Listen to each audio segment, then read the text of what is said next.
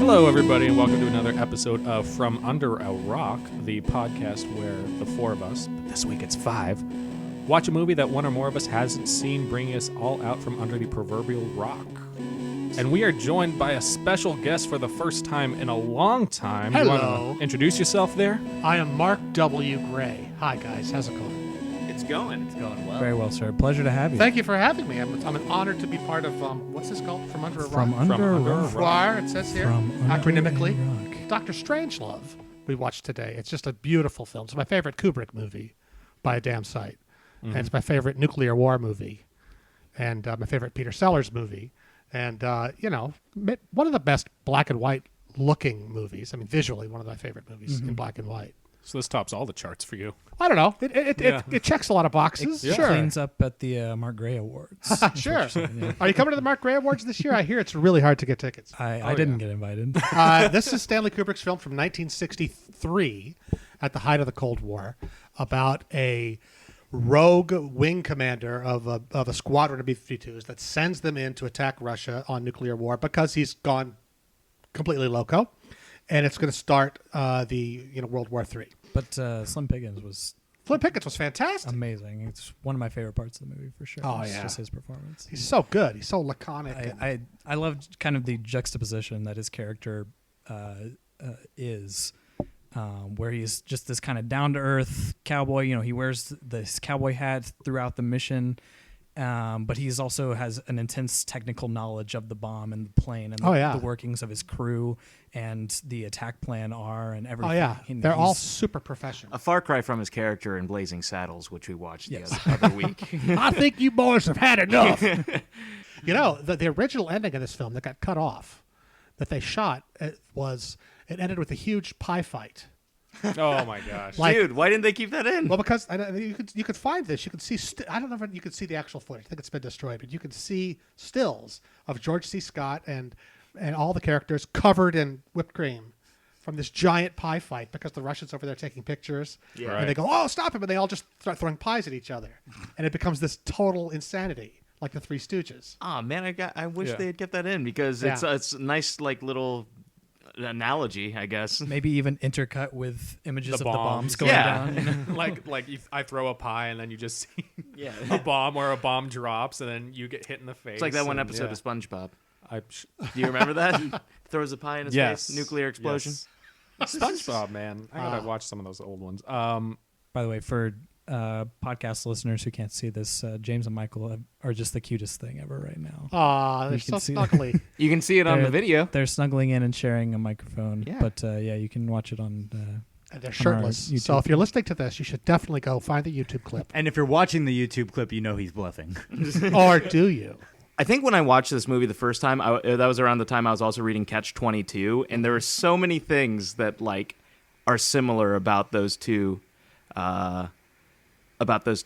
military lampoon sorts of things. And I would say that the strongest part for me was just how wacky the characters were without being completely off the wall. Stanley Kubrick is one of my favorite directors ever, as he is a lot of people's. He's made some of the greatest movies of all time. This among them, I believe. And I'm going to have to give it an A. Kubrick is a very complex filmmaker, and I'm really starting to enjoy his stuff. So I am going to go back and watch the movies I have seen and didn't care for as much, because I just think I wasn't smart enough before. I really enjoyed this movie. I thought it was a blast.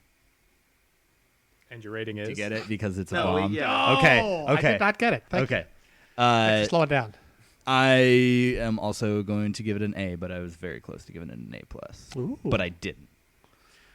Well, I'm going to jump the gun and go ahead and give it an A+.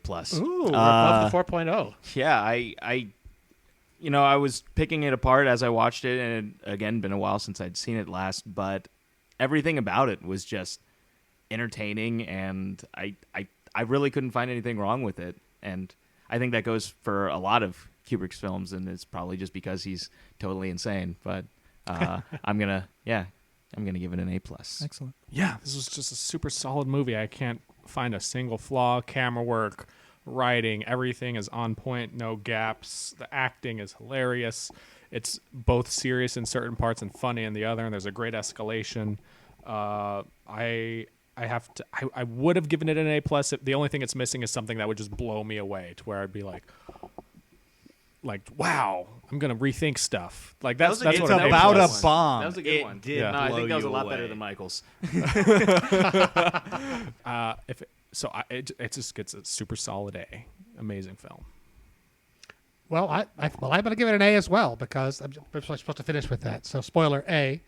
I would say A+. There's not a thing wrong with it. I love it. I just feel like there are movies that I like better than it, and I think you maybe want to just reserve the A+ for the just super profound experiences. Exactly. Can I give it an A-ish plus, like a 4 Ish, point? yeah. Like it looks like a minus, 4.2? but it's really just the base for a plus An and A+. a second. Can I give it is it a graduate? Is it like because A+ would be 4.5, right? No. No. I never got a 4.5 Either in way, my it life. all averages to an A. Oh, Yeah. So from all our grades, we had 3 A's and A+, and then in between A and A+. So. yeah. So that's all right. Yeah. Fair enough. Can we give it an An A-ish? A-ish. A-ish. Thank you once again for joining us for another episode of From Under a Rock. From Under a Rock.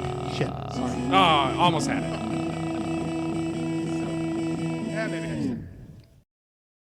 Hey, thanks for watching our podcast review of Dr. Strangelove. Mark, thanks for coming on the show. You guys need to check out his channels. You can see the links to those over on the side. I don't know which side, but it's somewhere on this page. Go check out his channels. Tell him we sent you. All right. And next week we are going to review Back to the Future, and I want you guys to tell me what person would you take with you on a time traveling journey. So answer that question in the comments below. Maybe you'd take Mike. I would take me. He would take him. I'll see you guys next week. Punch it! Be sure to subscribe so you don't miss that review.